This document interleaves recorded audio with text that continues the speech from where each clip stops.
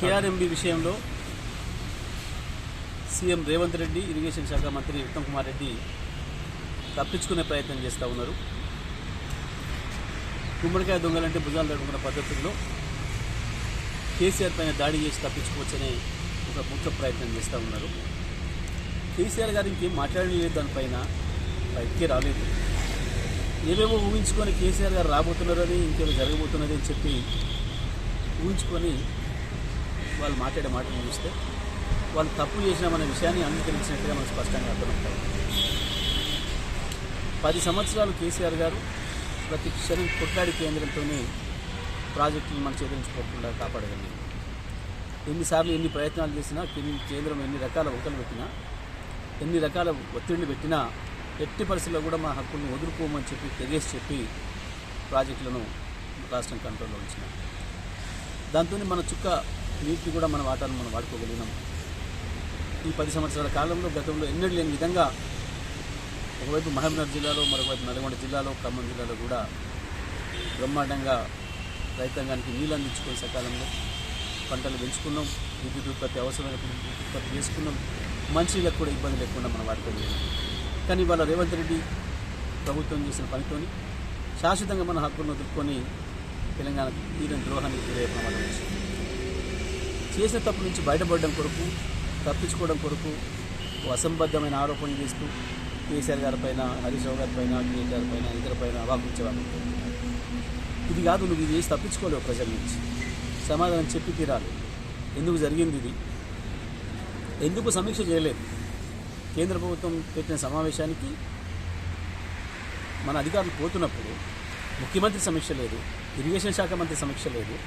అధికారులు వెళ్ళి చాలా ఆయాచితంగా అప్పచెప్పి రావటం, ఇవాళ వచ్చిన తర్వాత తలా ఒక మాట మాట్లాడి తప్పించుకునే ప్రయత్నం లేదు. ఇది మామూలుగా జరగలేదు.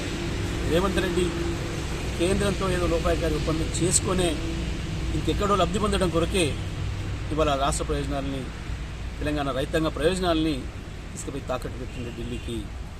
ఇక దీంట్లో నుంచి తప్పించుకుందామనుకుంటే సాధ్యం కాదు. తప్పకుండా అన్ని వేదికలపైన, అది అసెంబ్లీ కావచ్చు, పార్లమెంట్ కావచ్చు, ఇక్కడ కావచ్చు, అన్ని వేదికలపైన దీన్ని ఎండగడతాం. తెలంగాణ ప్రజల తరఫున కొట్లాడతాం. తెలంగాణ ప్రజల కొరకు కొట్లాడగలిగిన నాయకుడు కేసీఆర్ మాత్రమే. తెలంగాణ ఆత్మ కేసీఆర్ మాత్రమే.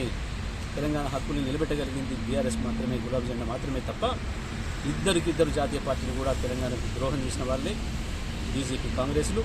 ఇవాళ 2 లోపాయకారి ఒప్పందంలో భాగంగానే ఇది జరిగింది. మన ప్రాజెక్టులన్నీ తీసుకుపోయి కేఆర్ఎంకి అప్పచెప్పి మన జుట్టు కేంద్ర చేతికి ఇచ్చిండ్రు.